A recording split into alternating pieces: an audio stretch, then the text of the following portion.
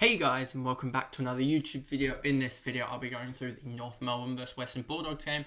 Last game of the round.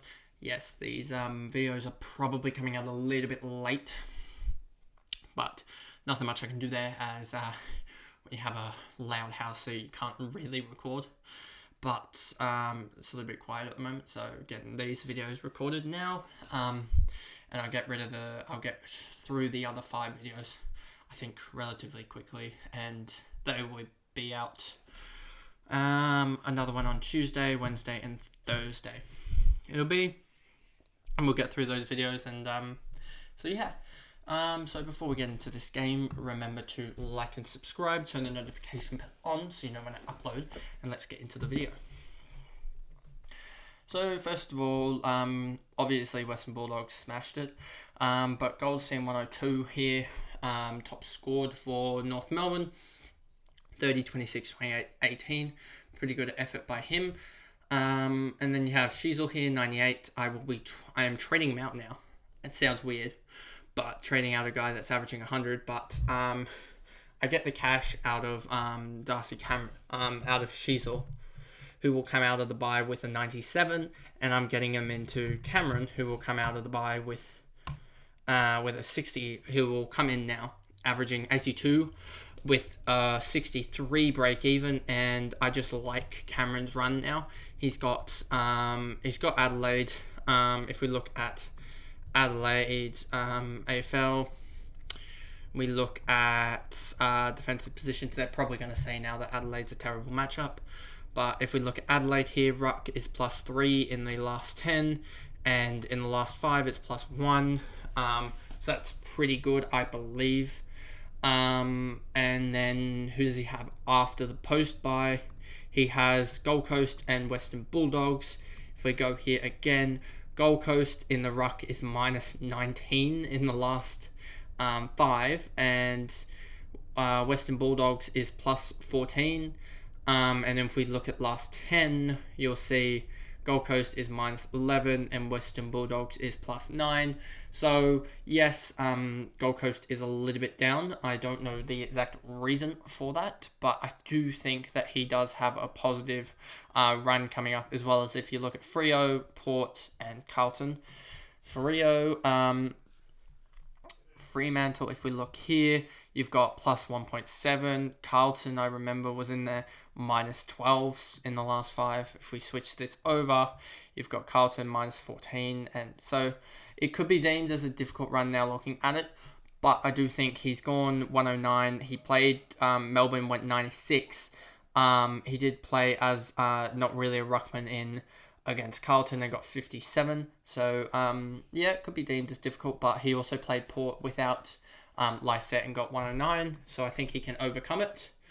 And I think Sheasel, there's better options in the forward line like Cogs and stuff like that, who are going to go 90 each week. They have a set role rather than hoping that Hall is out so that Sheasel can get that backman and midfield role rather than the wing and forward role that he's sort of got a little bit time.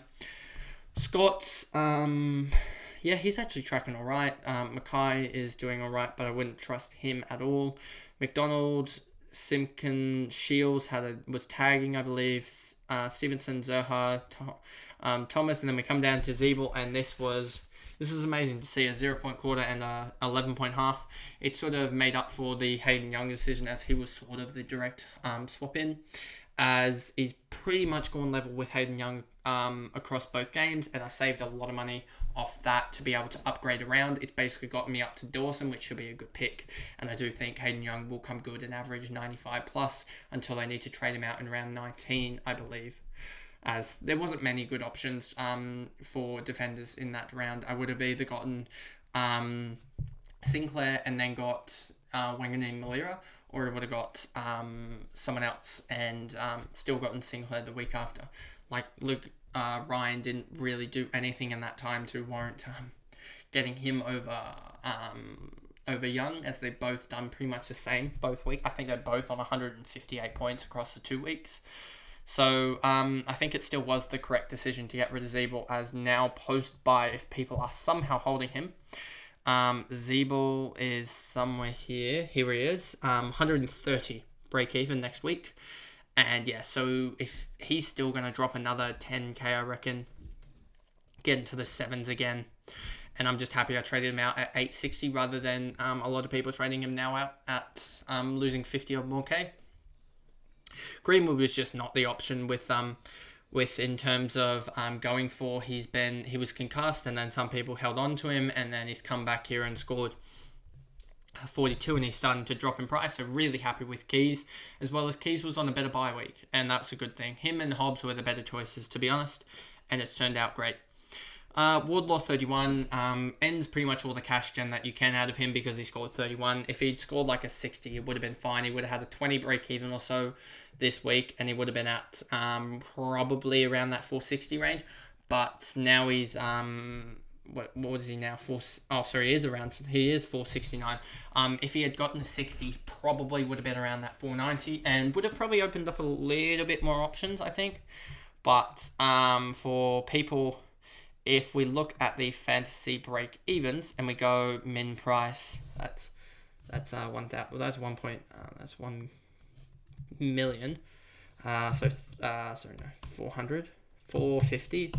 If we do this and we go here, price is too high apparently, so we'll just take out a 0. Here we go. We look at the price and we go break even, highest.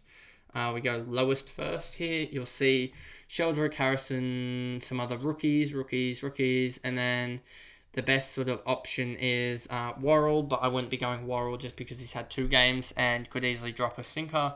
If we look at Worrell now, Worrell, defender, he's dropped a 69 and 78 and didn't play in between, so I don't like his job security. And anyone else, sort of Nevitt, who was dropped, and I'm even missing Wintager's already down here at 375k. You got Brown as well, but he's on a bye week, and you got Constable, but he hasn't played in a long while. Sharp hasn't played in a while as well, and Wagner. None of these guys have actually played in a while, so I think it's actually is the best what we did with getting in Windhager over Wardlaw. So now moving on to Western Bulldogs, and my man Bontempelli, 51.5 time, and you're thinking, oh, okay, it'll go on to score like a 110 or something maybe. He goes 46, so he's on 97 at 3/4 time, and you're thinking, yeah, that's pretty good. 158. He goes 158. And of course I take the Dunks VC over both Taranto and Bont. So, yeah, he just did amazing. He had a 61 point last quarter. And to think he had a stretch here of 5 minutes, and then he had a stretch here where he had only 3 points in 12 minutes of the quarter. So you take out 12 minutes of the quarter, and he's gone 58 points in about, what are we talking, 20 minutes worth?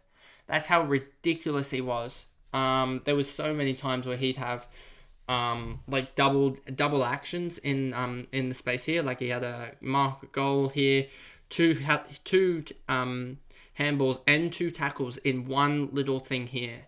Like, that is crazy. He just was amazing, and 158 was really good to have him, as he is 25% owned, I want to say. If we look here, is he 25% owned? 19% owned. So yes, that is right about that. And that is 19% owned before the buy. Okay, that's a good way to look at players and how they progress over the week. English, 984, 48.8. Did he get traded out by anyone? Anyone dumb enough to trade him out? No. Oh, a couple people, it looks like. It looks like 0.2% traded English out to maybe Darcy Cameron or something. But why would you do that with a guy averaging 120, I believe? He's averaging 119. You wouldn't be trading that out.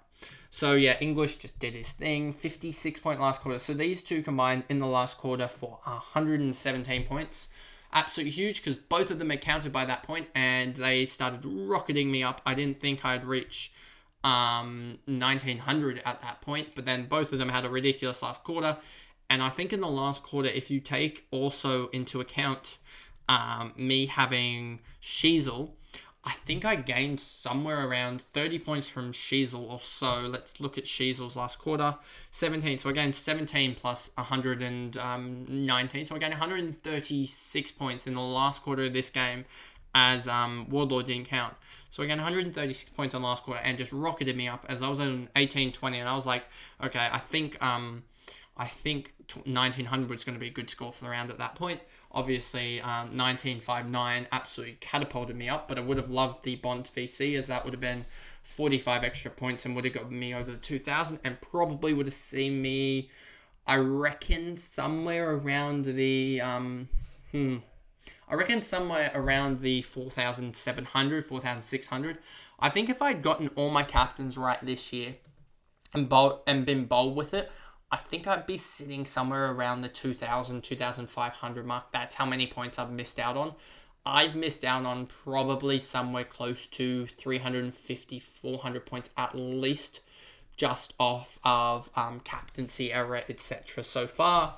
But I'm getting 100 each week out of these guys at least. So some people are just hitting it with Taranto, which is really annoying at this point, because you can basically just take the Taranto 120 each week. That seems to be happening. Why is that going there? But anyway, so we talked about those guys. Trelaw 113. He's someone that probably you wouldn't go for just because of injury issues.